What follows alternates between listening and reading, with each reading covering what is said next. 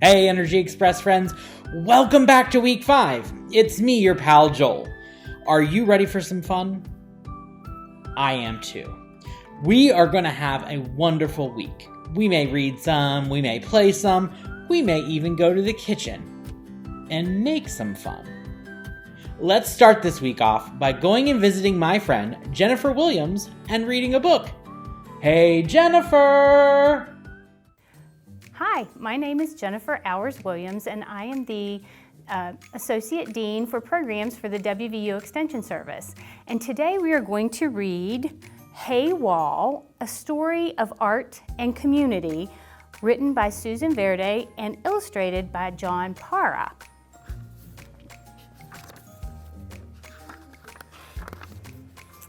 Hey Wall.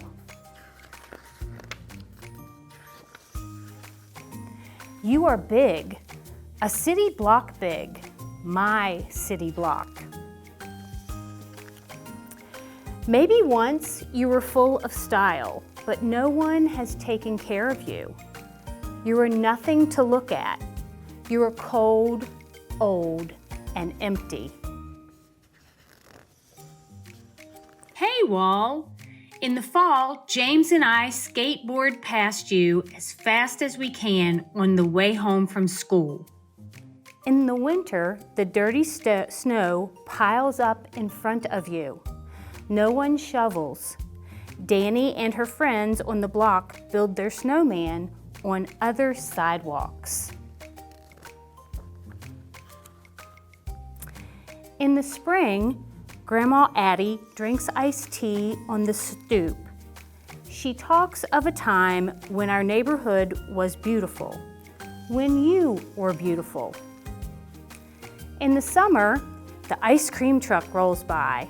We chase it to a spot far from you, where we let the ice cream melt on our tongues. Each day, we all keep our eyes down. We cheer for the tiny flowers pushing through the cracks in the sidewalk, reaching for sunlight. No one looks up at you. There is nothing to cheer for. You are only lonely concrete. Hey, Wall. When we are inside with family, friends, and neighbors, there is love. There is joy. Can you smell what's cooking? We are eating together. Can you hear the stories we share about the way things used to be? We are telling jokes, belly laughing. Can you hear our music? We are salsa dancing. We are hip hopping. We are dizzy from spinning. We want to take it to the streets, but you don't dance. You don't laugh. You don't share your stories. Hey, Wall, guess what? I'm ready to change all that.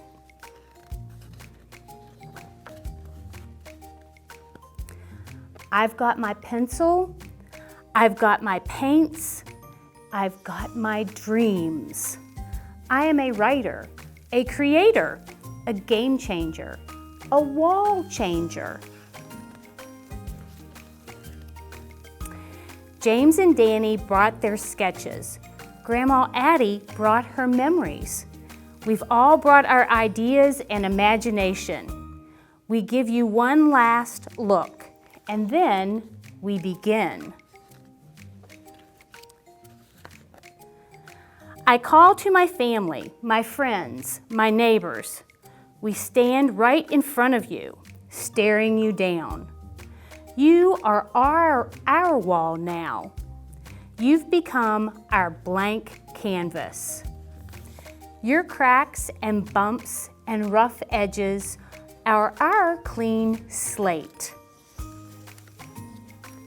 Up on ladders and way down low, soon we have filled you with colors, creation, energy. You're a stone, but you don't have to be hard. Hey, Wall, look at you now. You are beautiful.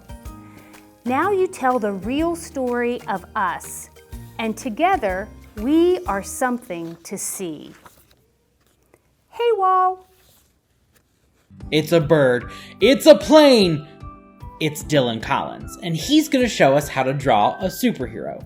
The food dude, to be exact. Take it away, Dylan.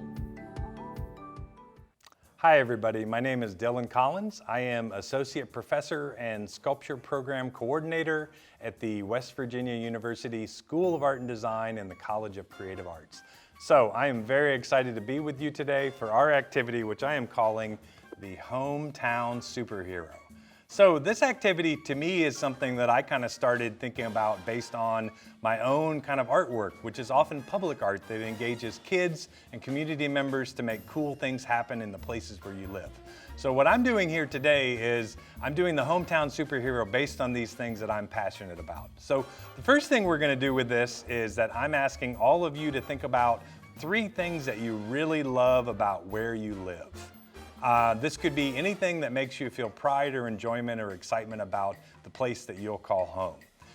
Then the second part of this is some writing, some brief things about what would be things that you could change about where you live. Maybe it could be something silly like I live someplace where there's only land and I want water. Or maybe it's something more important like how do you help people to have better lives where they live.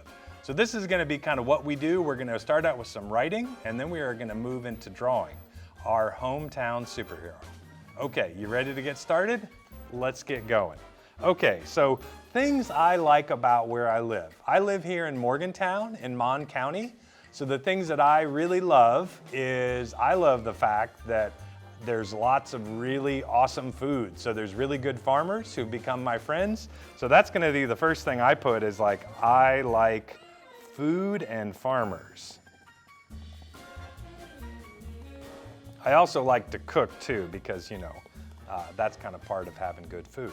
Other things I like about Morgantown and living here is it's so beautiful. I love the landscape. The landscape is so pretty and makes me feel very enthusiastic and inspired every day that I get to wake up on this beautiful place. So the landscape is beautiful. And then the third thing I really like is that people are friendly. So I tend to think of myself as a friendly person. I work with students in art classes every day that I get a chance to teach. So that's a big deal to me that like friendly people are really important. Okay, so then the next part is things that I would change about where I live. So one thing that I wish I could change is it makes me sad if people don't have enough food. So like I said, I like farmers and I like being able to think about good things to eat. So I want to make sure that people have enough food to eat. So make sure people get fed. Another thing that I think about Morgantown is that I love living here. I grew up somewhere where it's really flat in the middle of Illinois, in the Midwest. And one thing that I think about here in Morgantown is that it's really hard sometimes to get from one place to the other. So thinking about like transportation. So thinking about ease of transportation.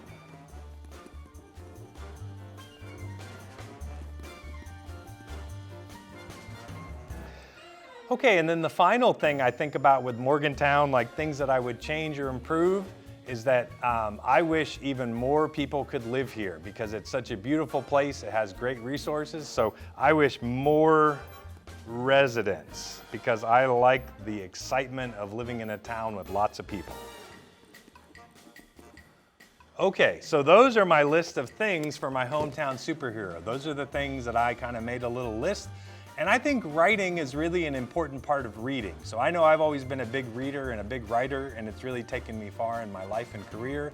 So that's something that this is kind of designed to do to help you kind of think a little bit about that. Okay, now, so I'm going to kind of assess these things about what I like and what I would change. So the things that I'm going to do now, I'm just going to flip my piece of paper over. This is a great activity because all you need is some paper and something you like to draw with. So my kind of idea of creating my hometown superhero is called the Food Dude. So yes, it's true. I made that up because I thought it was funny and it made it rhyme. Keep in mind, when you make your superhero, it can be really serious or it can be silly. There are no right or wrong answers. The most important thing is to use your imagination and have fun with this. So I made the food dude because I think about what if there was somebody who was a superhero who their ability was to make sure that everybody had good food to eat by working with farmers to bring even more people to Morgantown. So I'm gonna do a little bit of drawing here and kind of like conceptualize what my food dude, what would this person, what would they look like? Which probably, I'll tell you, it's probably gonna look a little bit like me. But the food dude, I'm gonna draw them really quickly and then I'm gonna write some of their magical superpowers. So I'm gonna get on it here.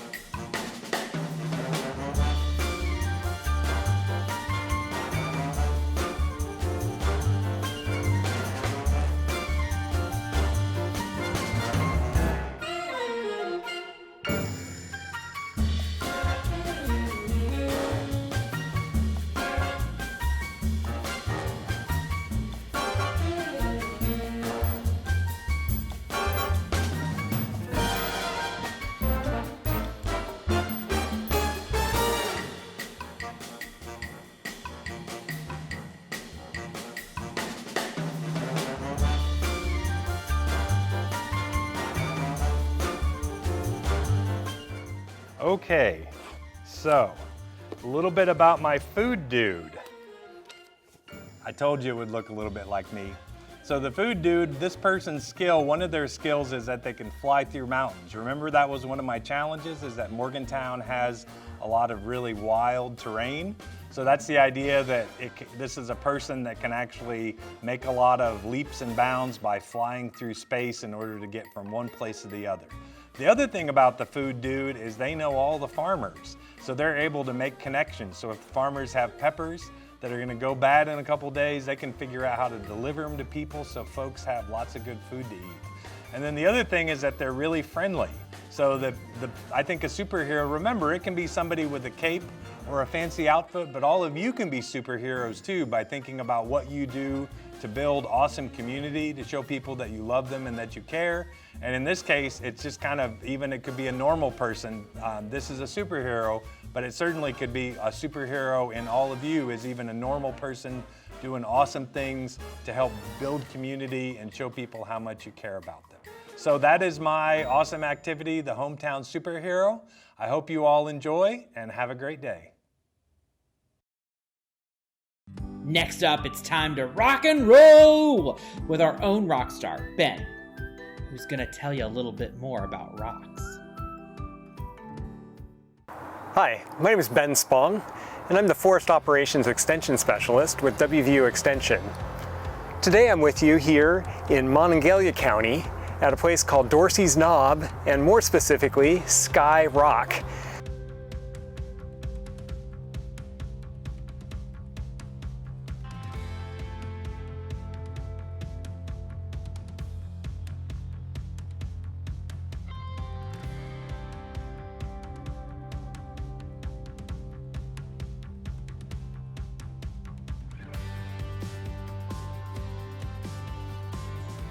Sky Rock is a prominent rock formation that is located just outside of the downtown area of Morgantown. So next time you're in the area, this is definitely a place that you might come check out and see for yourself. But today, I really wanted to talk to you about the rock cycle and rocks in general.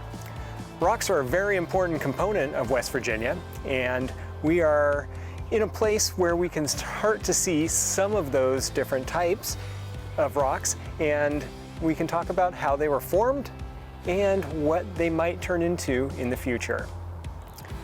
So to start out, I'd like to talk about rocks in general. A rock is a solid that is made up of a number of different minerals. They're usually not very uniform throughout the solid, And so we typically talk about rocks in the way that they are formed more than the type of materials that we see in them. And that's how we get started talking about the rock cycle. We have three typical types of rocks that we talk about. One is a sedimentary rock, the second one is an igneous rock, and the third is a metamorphic rock. But in West Virginia, we predominantly have sedimentary rocks. The sedimentary rocks are things like sandstone, and that is the type of rock formation that we're seeing here at Sky Rock. It's also the same formation that you would see at Seneca Rocks or even in the New River Gorge Valley there. All of those are sandstone rock formations, and sandstone is a type of sedimentary rock. So the sediment from a stream will be deposited, and then soils, vegetation, other material will start building up on that. And over tens of thousands of years, that little pieces of sediment will be then buried way underneath the surface of the earth. And in that case, we have a lot of pressure, a lot of material above that is pushing down on that little tiny particle that we washed off the original rock. And with that pressure and the additional heat that you might have in the middle of the earth or way underground, there can be lots of heat in some areas. And when you have those two things working on that rock, it will start melting and changing the way that that structure of that rock is. And so when it does that, it becomes a metamorphic rock. Metamorphic rocks, these are the change makers of our rock environment. So it is taking existing rocks, maybe some of our igneous rocks and maybe some of our sedimentary rocks, and it is changing them with heat and pressure to a new type of rock. Some of the types of rocks that we might see that are metamorphic are shales, marbles, and other types of rocks. Shale is a very important rock formation that we see way underground in West Virginia, and it's often the place where they find gases, natural gas, as well as coal deposits, something that has been very important in the long-term history of West Virginia. If you've ever seen a picture of a volcano spitting out lava out of the top of the erupting mountain, you see that liquid rock that we typically call lava. That is the formation of igneous rock.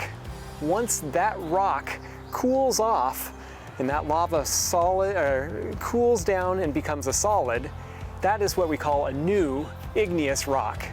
So it is created through volcanic action, and when that melted rock material, all those minerals, when they solidify again and turn into a solid, that is what we get with an igneous rock. We don't have hardly any igneous rocks, and most of our metamorphic rocks are very much underground, very deep underneath the surface layers that we have here. And with an igneous rock, these are really the new rocks. So they are the newest pieces of material of the earth. We've melted everything down into the ground and it's spit out, and now it's a solid new rock.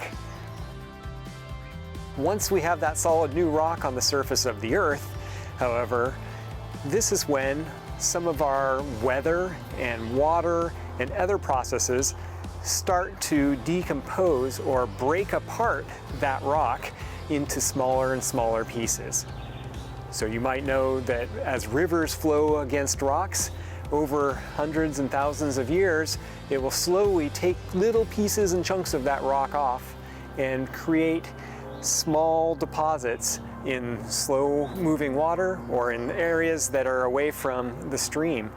Before anybody was living in West Virginia, this was an ocean, and so we had lots of rock particles that would settle to the bottom of the ocean. Those have created the sandstone formations that we see now. And so that is one of the features that is giving us the topography that we have around the state of West Virginia that you see every day. So I hope you've learned a little bit about the rock cycle, about the different types of rocks that we have in West Virginia and in other parts of our world. and hopefully it gives you an opportunity to go out and explore and take a look at what you have near you.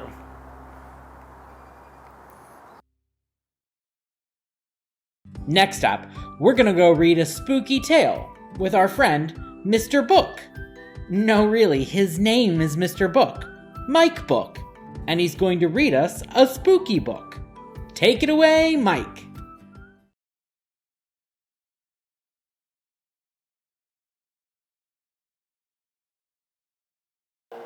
Hi, and welcome to Appalachian Tales. We're here today with some of our friends from Energy Express, and we're going to do a story for you. I'm Mike Book. I'm the director for Harrison County Parks and Recreation, and also I've been a 25-year contact for Energy Express. So it's a program that we love, and we're going to have some fun with things. Now, there's all kinds of books that you can find in the library. These are two of the favorites that have been around for a long time, Telltale Lilac Bush and Coffin Hollow. This was written by Ruth M. Muslick. She was a professor at Fairmont State University. It was a college then. And these books all gathered about things that happened here in West Virginia.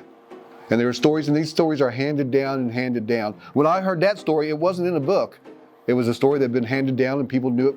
My grandparents knew it from when they were kids. And their books, they're real short and they're fun to read. And of course, we'll do the title of this one, the Telltale Lilac Bush. Now, we got a little picture here. There's not much of a picture to hold up.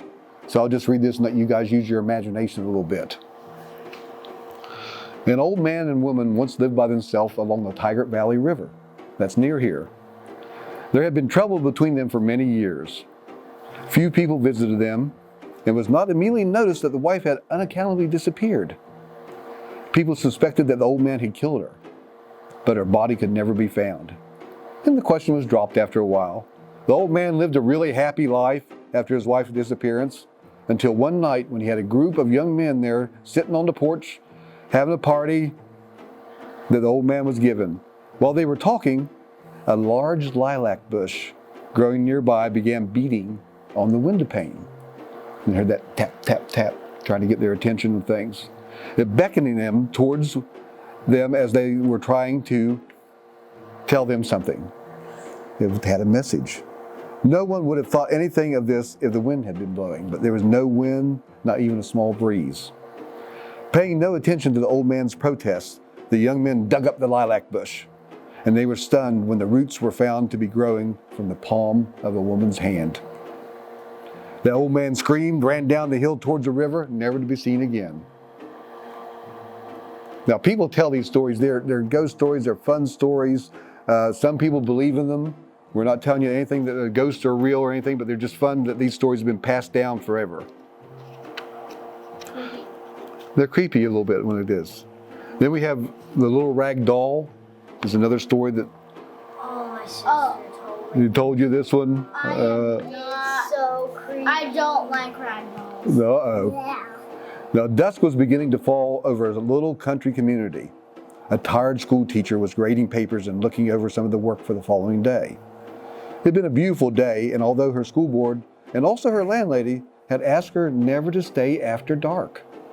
She never understood why, but she had a little bit more work to do and she could not resist the urge to stay and work. After all, they would never explain that strange request, so she thought nothing of it. Suddenly, she felt something cold, like a chill, pass over her from head to foot. She felt an unknown fear, and something told her to look in the back of the classroom in the schoolhouse. Her startled eyes saw a little ragged girl sitting in the third row, last seat back. She had her hand raised to ask the question and was looking pitifully at the teacher. And she said out, "Please show me my lesson in my book. And teacher, I can't find my little rag doll." The teacher went back to the child and was astonished to see an old-fashioned school book sitting there, which had been used many, many years before. She was so amazed that she stood there staring at the little girl, and then suddenly the child just vanished before her eyes. The school teacher told her landlady about this later that evening, and the landlady told her that the ghost had haunted the school for many years, and the school board could not find a teacher who would stay after seeing the ghost, so that's why they had asked her not to stay after dark. They were in desperate need of a teacher, so they hoped that she would stay if she never saw the ghost. Well, the teacher, she got to thinking, she made a little rag doll that night, and decided about an assignment to give to the little girl, if she ever appeared again. The next evening, she intentionally remained after school. The little girl did appear and made the same questions. The teacher assigned a lesson and gave the child the little rag doll. The little girl then vanished as before. The teacher and the landlady went for a walk that night, and they went next to the cemetery near the swamp. And many years ago, the little girl had died of a disease, and she had been buried there. Well, just as dusk was happening, they went by, and they arrived at the child's grave, and they were both amazed to find, lying on the grave, a little rag doll that the teacher had made the night before. Well, that little girl never visited again. Her ghost was never seen, so evidently she was happy and at peace finally.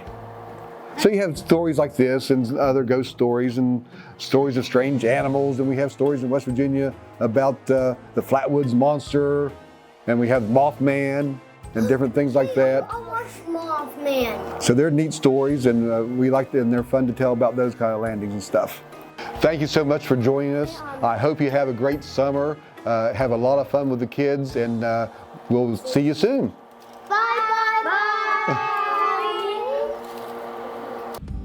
Hey friends, thanks for joining us again today here on Energy Express. We'll see you tomorrow for more fun, more reading, and more fantastic activities. Have a great day!